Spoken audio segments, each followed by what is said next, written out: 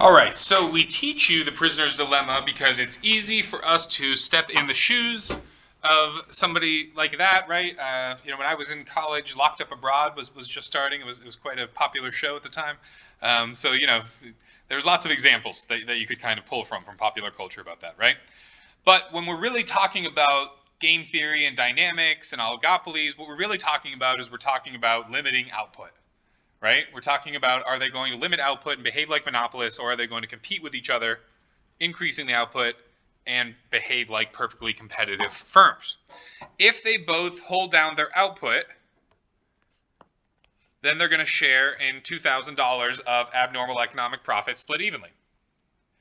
If they increase their output collectively, both of them increase their output, then they go from making $1,000 each and $2,000 of abnormal economic profit to $400 each and a total of $800 of abnormal economic profit. So less than half of the economic profit that they were getting before.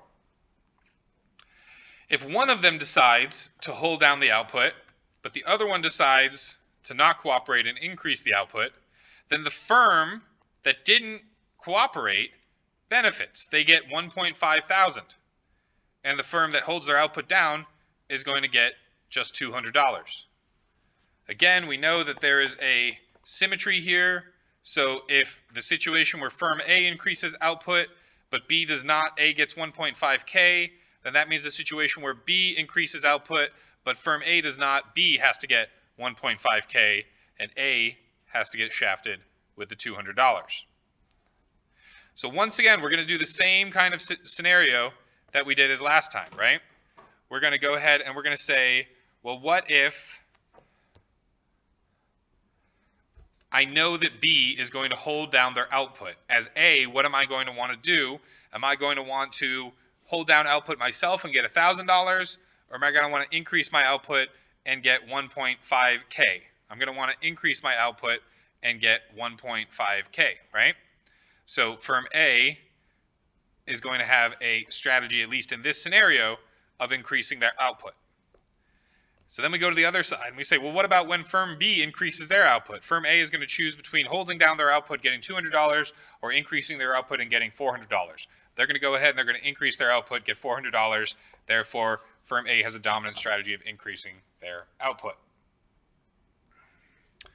For firm B, we're going to do the same thing. We're going to cover up increasing output for firm A and say, what if firm A decides to hold down their output? Firm A decides to hold down their output. Firm B decides between holding down their output and getting 1,000 or increasing their output and getting 15K. They're going to increase their output in order to get 15K or 1.5K rather than 1K.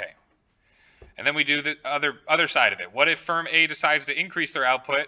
Firm B is going to choose between holding down output and getting a measly $200 or increasing their output and getting $400. They're going to increase their output to get $400. Firm B has a dominant strategy to increase their output as well.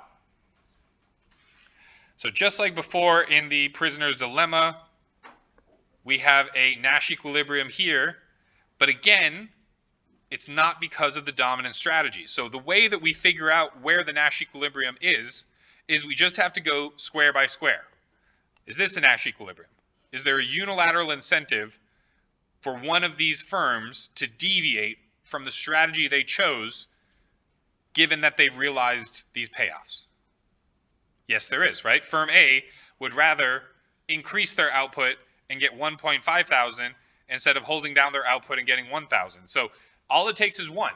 If one of the firms or one of the players has a unilateral incentive to deviate, it ain't a Nash equilibrium. So then we look over here and we say, is this a Nash equilibrium?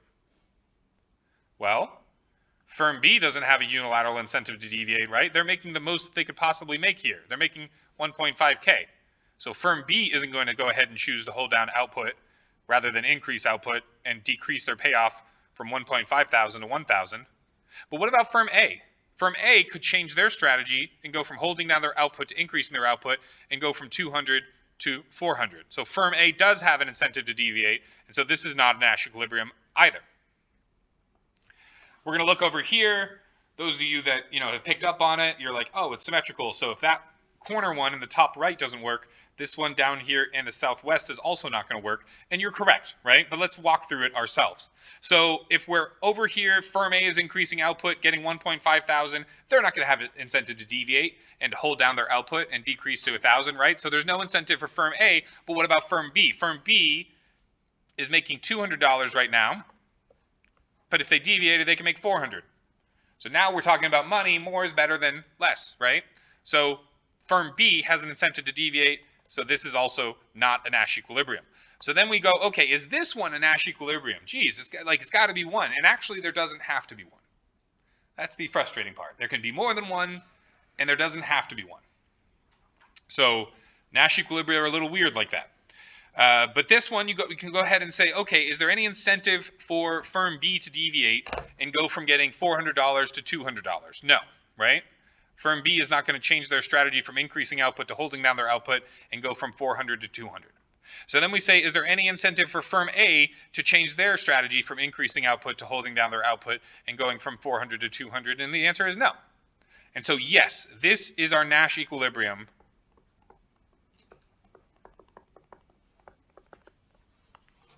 Not because it is the intersection of the two dominant strategies, but because of the fact that there is no unilateral incentive for either player to deviate. Questions on that?